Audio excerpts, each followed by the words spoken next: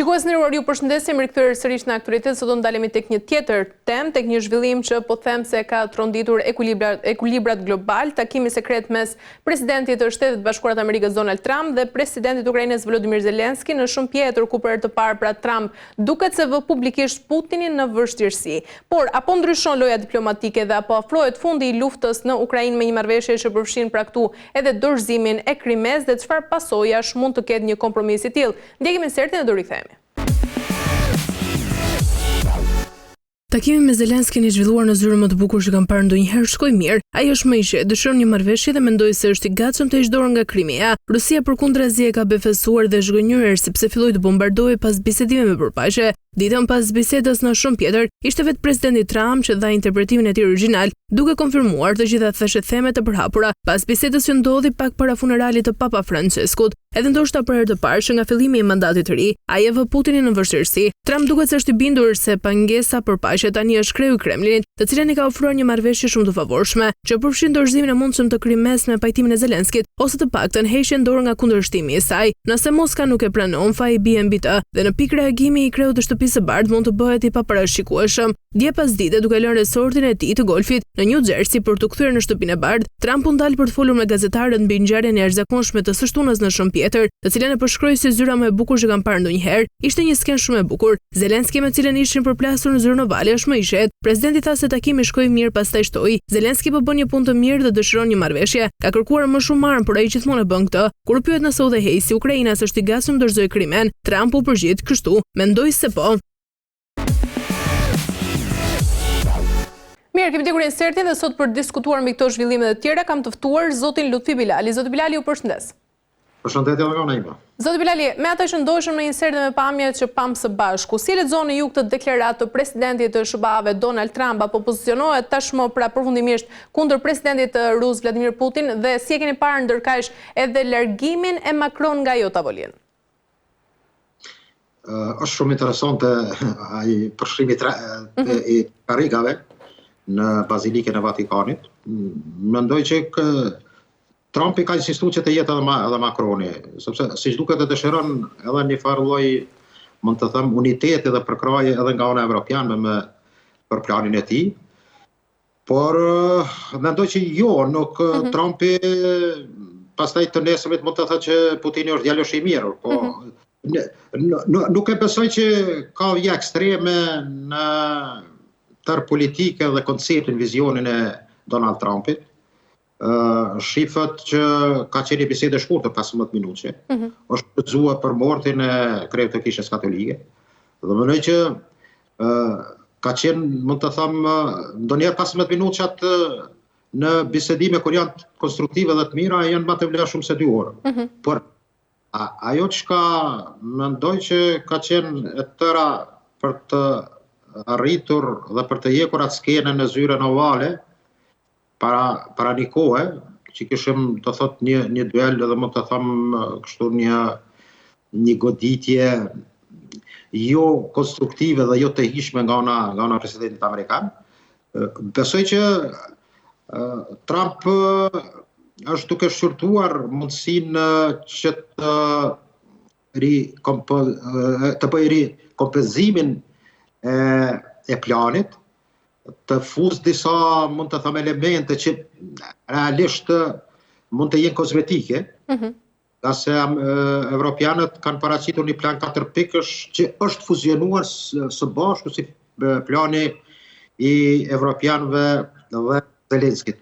Këto 4 pika janë, mund të them, që lidhen me arpushimin, që nënkupton nën pika tjera që kanë të bëjnë me pjesën edhe të Krimes, por edhe të 4 regioneve të Ukrainës lindore, të cilat evropianët mendojnë që të kryhen në proces, pastaj të vazhdohet bisedimet për të. Dhe ky është dallimi mes planit Trump dhe amerikanëve në këtë pikë. E dyta është rikthimi i fëmijëve ukrainas të deportuar në Rusi, që edhe për këtë ka njëra ndër pikat e ngritjes akuzat ndaj Putinit nga gjykata ndërkombëtare penale, ka të bëjë edhe me këtë pikë. E treta është hyrja e Ukrainës, fillimi dhe mund të them ritmi për të ardhmen që Ukraina të jetë pjesë e Unionit Evropian, dhe katërta është rindërtimi i Ukrainës, ku nënkupton edhe ngrirjen e të gjitha mjeteve të ruse jashtë Rusisë që bllokuesi lloj sanksione ndaj invazionit në Ukrainë, këto mjete të përdoren për ndërtimin e Ukrainës. Mendoj që Trump din momente të caktuara të jetë i arsyeshëm në bashkëbisedë, mund të jetë edhe i ashpër, dhe mund të them që në këtë takim në Bazilikë ka qenë duket ma tepër i frymëzuar që t'i tregoj seriozitetin e asaj që po ndodh dhe që do të vije rreth Ukrainës, dhe më duket që ka qenë në disa momente një nxënës duke dëgjuar Zelenski, dhe mendoj që në këtë aspekt po dëgjohemi? Po.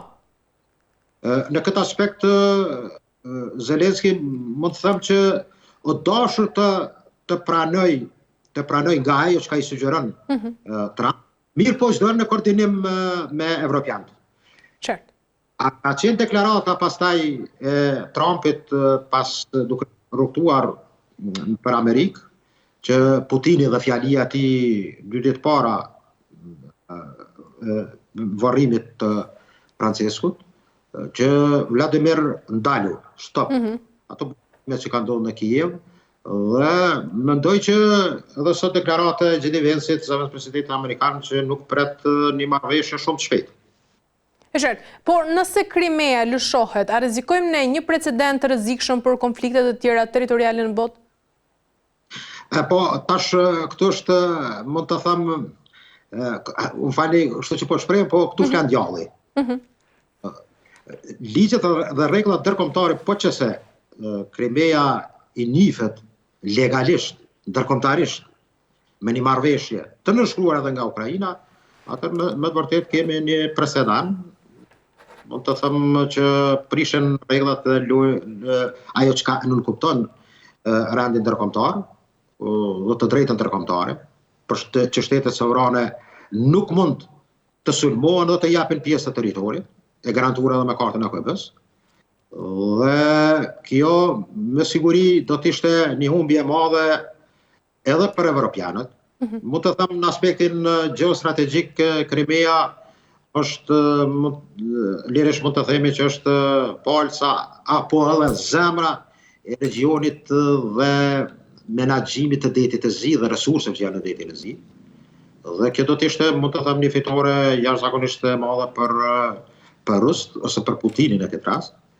Dhe ajo që tentohet të arrit me Krimen rrezikon, mund të them, meqense rrezikon shumë aspekte të gjeopolitikës dhe gjeostrategjisë evropiane në këtë pjesë të, mund të them, të Evropës, ose fqinjve evropian, dhe kjo tregon që resurset që posedon, pasurinë që posedon deti zi, që kanë të bëjnë me lundrimin, që kanë të bëjnë me atë që njihet tregti që vjen me trithrat nga portet ukrainase, me që tash Ukraina ka në mund të them menaxhim kontroll vetëm portin e Odesës.